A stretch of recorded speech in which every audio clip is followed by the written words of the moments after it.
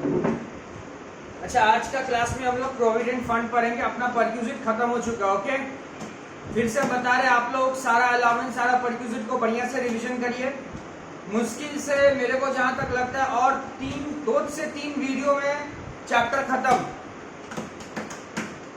आइए, provident fund होता क्या, थोड़ा सा कंसेप्ट समझते हैं प्रोविडेंट फंड का। देखिए, हम लोग जब नौकरी करते हैं ना तो पैसा कमाते हैं। अब पैसा एक ऐसा चीज है, कमाओ खर्च हो जाएगा, कमाओ खर्च हो जाएगा। लेकिन नौकरी तो इंसान सारा जिंदगी भर नहीं कर सकता है। क्या बोल रहे भैया, हम तो सीएमए बन गए, नौकरी तो सारा जिंदगी भर करेंगे? नहीं, गलत। अगर तुम ये सोच रहे हो तो गलत सोच रहा है। तो प्रोफेशनल डिग्री का फायदा क्या है? सारा जिंदगी भर नौकरी नहीं की है तो तुम प्रोफेशनल बन के, तुम प्रोफेशनल डिग्री एक्वायर करके you are doing a job. अगर तुम प्रैक्टिस में रहते हो, तब तुम पूरा लाइफ पैसा कमा सकते हो। बट सीएमए बन के भी तो आप किसी कंपनी का सर्वेंट बन सकते हो ना, किसी कंपनी में एज एम्प्लॉय तो काम कर ही सकते हो। समझ में आ रहा ना बात क्या बोल रहे हैं?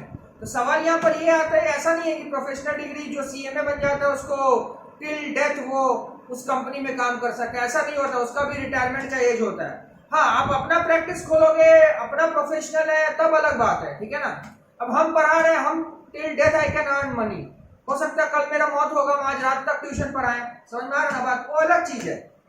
तो प्रोविडेंट फंड क्या होता है? जो हम लोग पैसा कमाते हैं, खर्च हो जाता है, तो बोला जाता है कि देखिए, आप अपना ही कमाई से कुछ हिस्सा जो है फंड में डाल दीजिए।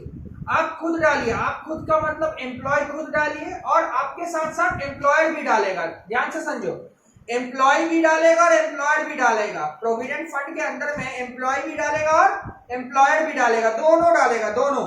समझ में आएगा? देखो, एम्प्लॉय जो प्रोविडेंट फंड में डाल रहा, मतलब मैं जो अपना प्रोविडेंट फंड में डाल रहा हूं, ये क्या हो रहा? मैं अपना सैलरी का पैसा प्रोविडेंट फंड में डाल रहा हूं, मैं अपना सैलरी का पैसा प्रोविडेंट फंड में डाल रहा हूं। तो एम्प्लॉय जो प्रोविडेंट फंड में कंट्रीब्यूट करता है, ये उसके लिए इन्वेस्टमेंट है, ये उसके लिए इन्वेस्टमेंट है। और एम्प्लॉयर जो आपका होके प्रोविडेंट फंड में डाल रहा, मतलब एम्प्लॉयर जो आपके नाम पे प्रोविडेंट फंड में डाल रहा, ये आपके लिए सैलरी हो जाएगा। क्या हो जाएगा? सैलरी। मतलब एम्प्लॉयर कंट्रीब्यूशन टू पीएफ जो है वो सैलरी में चला जाएगा, और एम्प्लॉय कंट्रीब्यूशन टू पीएफ जो होता है वो आपका इन्वेस्टमेंट है, ठीक है। अब देखो, फंड में पैसा रखेंगे तो इंटरेस्ट मिलेगा, फंड में पैसा रखेंगे तो इंटरेस्ट मिलेगा। तो एम्प्लॉय का जो कंट्रीब्यूशन है उस पे जो इंटरेस्ट मिलता है ना, एम्प्लॉय का जो कंट्रीब्यूशन है उस पे जो इंटरेस्ट मिलता है, माने इन्वेस्टमेंट के ऊपर में इंटरेस्ट मिला, इन्वेस्टमेंट के ऊपर में इंटरेस्ट मिला, तो इन्वेस्टमेंट के ऊपर जो इंटरेस्ट मिला है वो टैक्सेबल होता है इनकम फ्रॉम अदर सोर्स में, ठीक है ना। एम्प्लॉय जो फंड में पैसा डाल रहा है वहां से जो इंटरेस्ट मिल रहा है वो टैक्सेबल होता है इनकम फ्रॉम अदर सोर्स में। और एम्प्लॉयर जो इन्वेस्टमेंट कर, एम्प्लॉयर जो पैसा कंट्रीब्यूट कर रहा, उस पे जो आपको इंटरेस्ट मिल रहा वो टैक्सेबल होगा सैलरी में, वो टैक्सेबल होगा सैलरी में। समझ में आ गया बात? चलिए आइए, अब देखिए, प्रोविडेंट फंड एक होता है एम्प्लॉयर कंट्रीब्यूशन, फिर उसका इंटरेस्ट आता है, फिर एम्प्लॉय कंट्रीब्यूशन, फिर उसका इंटरेस्ट। ओके, कुछ टाइप्स ऑफ प्रोविडेंट फंड है। एक स्टैट्यूटरी प्रोविडेंट फंड। भैया, statutory provident fund government employee को मिलता है, statutory provident fund government employee को मिलता है। बगल में लिख लो, for government employee. Statutory provident fund government employee को मिलता है। रिकॉग्नाइज्ड प्रोविडेंट फंड किसको बोलता है? जिसको रिकॉग्नाइज किया। कौन रिकॉग्नाइज किया? CBDT, central board of direct tax. Recognised provident fund जो होता है उसको अप्रूव किया है कौन? सीबीडीटी। अनरिकॉग्नाइज्ड प्रोविडेंट फंड, ये अनरिकॉग्नाइज है, इसको अप्रूवल नहीं मिला है। और पब्लिक प्रोविडेंट फंड में कोई भी पैसा रख सकता है, तुम हम भी रख सकते हैं। Those who are not doing job they can also put their money in public provident fund, PPF. Bank में जाकर खुलवा लो। ओके, ठीक है। अब देखो, ध्यान से सुनना, ध्यान से सुनना। देखो, स्टैट्यूटरी प्रोविडेंट फंड पढ़ चुके हैं हम लोग। It applies to employee of government, railway, semi-government, local body, university and all recognized educational institution governed by Provident Fund Act 1925। पहले बोले ये सरकारी नौकर लोग के लिए है। Recognized जो कि अप्रूव किया गया है इनकम टैक्स डिपार्टमेंट। अब इनकम टैक्स डिपार्टमेंट का कौन सा डिपार्टमेंट अप्रूव करेगा? CBDT, central board of direct tax. Unrecognised not approved है पीपीएफ। ये पीपीएफ एक्ट 1968 में एस्टैब्लिश किया गया है। क्लियर है? अच्छा, अब एक चार्ट यहाँ दिया हुआ, ध्यान से सुनना।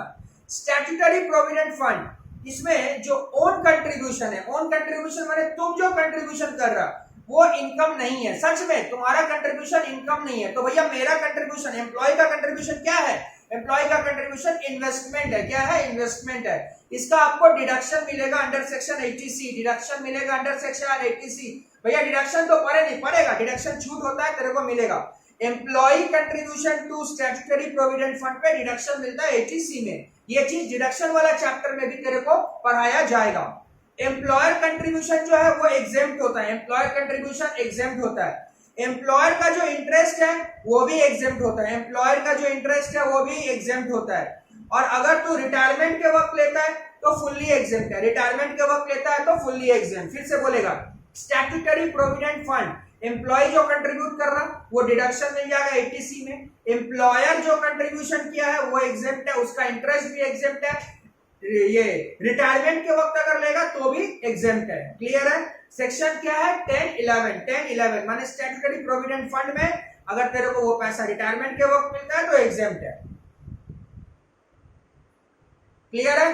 फिर आता है रिकॉग्नाइज्ड प्रोविडेंट फंड, ये इनकम नहीं है तो नॉट एन इनकम, ये इनकम नहीं है लेकिन डिडक्शन मिलेगा अंडर सेक्शन 80C रिकॉग्नाइज्ड वाला।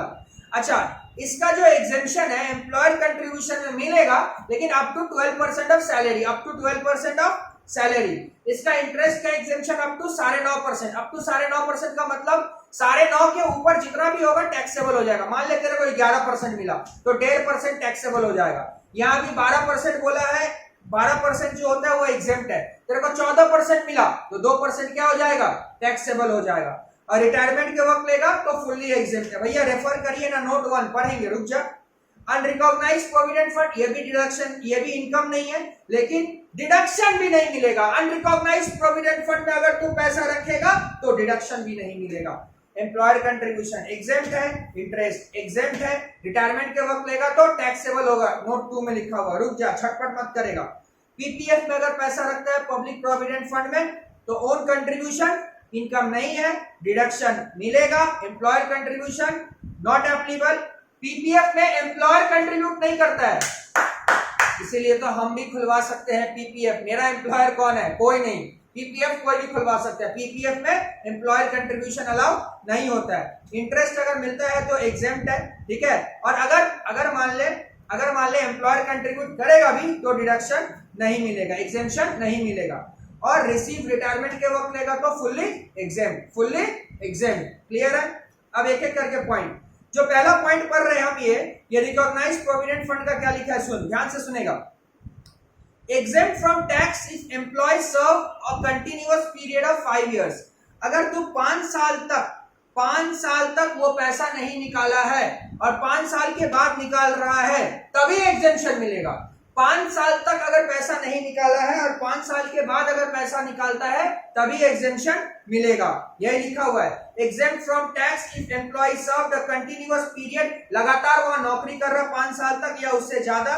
Retired before rendering 5 years because. अच्छा, मान लीजिए आप 5 साल से पहले निकाल लिए, क्यों निकाल लिए? क्योंकि मेरे को उस जॉब से निकाल दिया गया, मैं जिस कंपनी में जॉब कर रहा था उस कंपनी से मेरे को निकाल दिया गया तो मैं अपना पैसा विड्रॉ कर लिया, अगर तुमको नौकरी छूट जाता है या कुछ भी होता है तब तुमको एग्जेम्पशन मिल जाएगा, वहां 5 साल वाला प्रोविजन भी एप्लीकेबल नहीं है। समझ में आया ना? या तुम्हारा कुछ तबियत खराब हो गया, इल हो गया या डिसकंटिन्यूएशन कॉन्ट्रैक्ट कुछ भी अगर होता है तो फिर वो टैक्सेबल नहीं होगा, लेकिन अदर केस में टैक्सेबल है। फिर से सुनेगा, exempt from tax if employ served a continuous period of 5 साल, 5 साल तक काम कर, उससे पैसा निकाल, एग्जेम्पशन मिलेगा, या उससे ज्यादा और मोर, और retire before rendering 5 years of service, ठीक है। या तू मान ले 5 साल से पहले पैसा निकाल लेता है, क्यों निकालता है? बियॉन्ड द कंट्रोल का मतलब तेरा नौकरी छूट गया, तेरा तबियत खराब है।